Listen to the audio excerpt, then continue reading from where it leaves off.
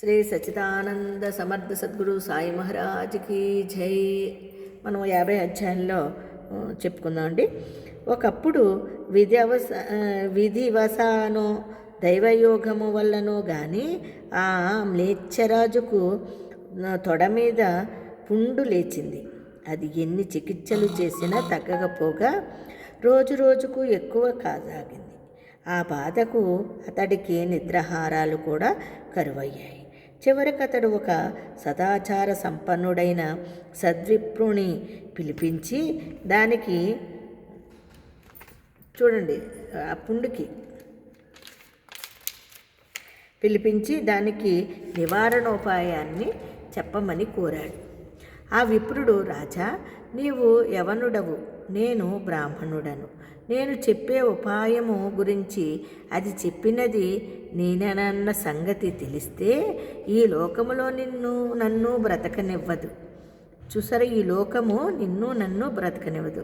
నువ్వేమో రాజువి, అందువలన ఏకాంతములో చెబుతాను అన్నాడు. అప్పుడు ఆ రాజు అతనితో కలిసి ఒక ఏకాంత స్థలానికి వెళ్ళాడట. అక్కడ ఆ బ్రాహ్మణుడు అతనితో ఇలా చెప్పాడు, రాజా, నిజానికి గత జన్మ పాపాలే మానవులందరినీ వ్యాధి రూపంలో బాధిస్తాయి. తీర్థయాత్ర, దేవతారాధన, దానముల వలన కొన్ని పాపాలు, వ్యాధులు తొలగుతాయి. కానీ వాటన్నిటికంటే శ్రేష్టమైనది సాధుదర్శనము. సాధుదర్శనము వలన సర్వపాపాలు, వ్యాధులు కూడా తొలగిపోతాయి.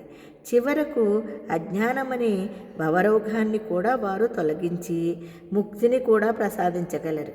కనుక రాజా, నీవు మీ వాళ్ళందరితో ఏదో ఒక సాకు చెప్పి ఎవరికీ తెలియకుండా ఒంటరిగా ఈ విదర్భ నగరానికి సమీపంలో ఉన్న పాపనాశన తీర్థానికి వెళ్ళు.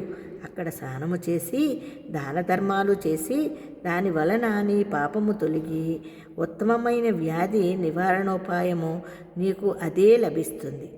ఆ క్షేత్రములో ఎవరేది కోరితే అదే లభిస్తుంది అని చెప్పాడు. అప్పుడు ఆ మ్లేచ్ఛరాజు వెంటనే కొద్ది పరివారంతో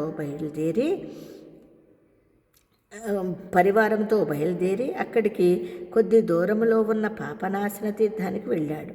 ప్రతిరోజు అతడు అక్కడ తీర్థంలో స్నానం చేస్తూ రహస్యంగా ఉన్నాడు. ఒకరోజు అతడు తీర్థంలో స్నానం చేసి బయటకు వస్తుండగా అతనికి ఒక యతీశ్వరుడు కనిపించాడు. రాజు ఆయనకి నమస్కరించి తన పుండు గురించి దాని నివారణ కోసము తనకు ఆ ద్విజుడు చెప్పిన ఉపాయము గురించి నివేదించుకుని ఇలా అన్నాడు, స్వామి, నేను నీచుడనని మీరు ఉపేక్షించవద్దు.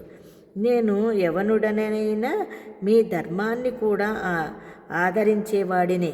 నాకు దయతో వ్యాధి నివారణోపాయము తెలపండి అని ప్రార్థించాడు. అప్పుడు ఆ సన్యాసి కూడా సాధుదర్శనము అన్నింటికంటే శ్రేష్టమైన తరుణోపాయమని చెప్పాడు. అప్పుడు ఆ యవనరాజు ఆయనకు నమస్కరించి, యోగేశ్వర, సాధుదర్శనం అన్నిటికంటే శ్రేష్టమైందని కదా, అందుకు తార్కాణం ఏమైనా దయతో వివరించండి అని వేడుకున్నాడు.